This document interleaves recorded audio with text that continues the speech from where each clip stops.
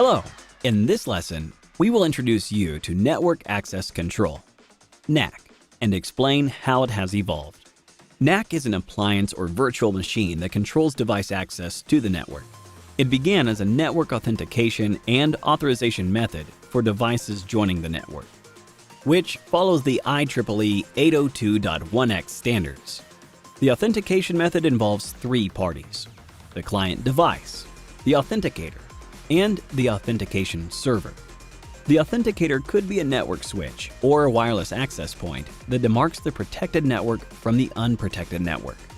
The client provides credentials in the form of a username and password, digital certificate, or some other means to the authenticator, which forwards these credentials to the server. Depending on the outcome of authentication, the authenticator will either block the device or allow it access to the network.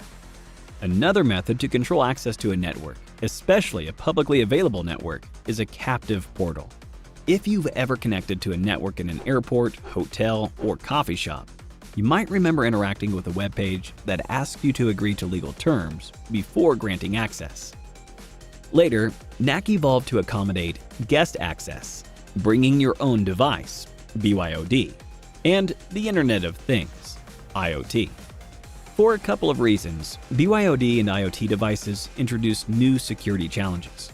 One, BYODs are personally owned, not assets of an organization. So MIS does not control what runs on these devices, for example, antivirus software or unsafe applications. 2. IoT devices are hardware with a sensor that transmit data from one place to another over the internet, dramatically expanding the attack surface. Organizations buy IoT-enabled devices from other vendors, and these devices connect back to vendor networks to provide information about product use and maintenance needs. Organizations tolerate this situation because IoT devices save them time and money. For example, if a printer is low on toner, the vendor could notify the network administrator by email, or even deliver new toner cartridges automatically. In a smart home, IoT devices regulate heat and humidity, remotely control the locks on doors, monitor what's in the fridge, and even help with your grocery list. The evident convenience of these devices has made them wildly popular and numerous.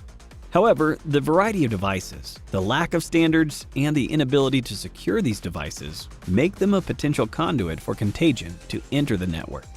Many IoT devices lack the CPU cycles or memory to host authentication and security software.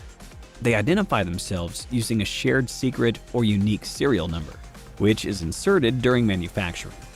But this authentication scheme is very limited. Should the secret become known, there's likely no way to reset it, and without the ability to install security software, there is little visibility into those devices. Fortunately, NAC evolved to solve these weaknesses. When MIS introduces NAC into a network, the first thing NAC does is create profiles of all connected devices. NAC then permits access to network resources based on the device profile, which is defined by function. This is similar to granting individuals access to sensitive information based on their need to know.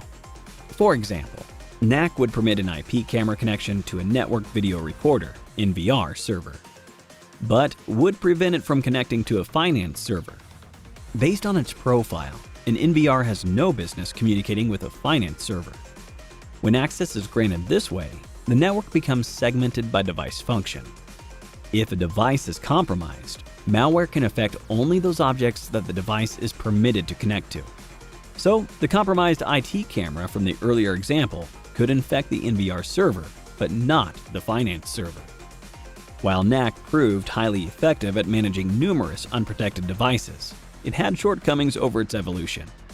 Some NAC solutions were designed to help with BYOD onboarding in wireless networks, but performed badly in the wired portion of the network. Other solutions were developed to work within a single vendor environment, but couldn't automatically profile third-party devices. Some had good visibility into small, simple networks, but didn't scale well into large, distributed networks. Today, most NAC solutions have redressed these limitations. They have complete visibility into the network and are better at categorizing devices automatically. They effectively perform in both Ethernet and wireless networks. Many NAC solutions have centralized architecture that improves control of devices across large and multi-site networks. Critically, NAC must also be integrated into the security framework, so that when a breach is detected, NAC automatically responds to notify the Security Operations Center, SOC, and coordinates with other security devices to neutralize the threat.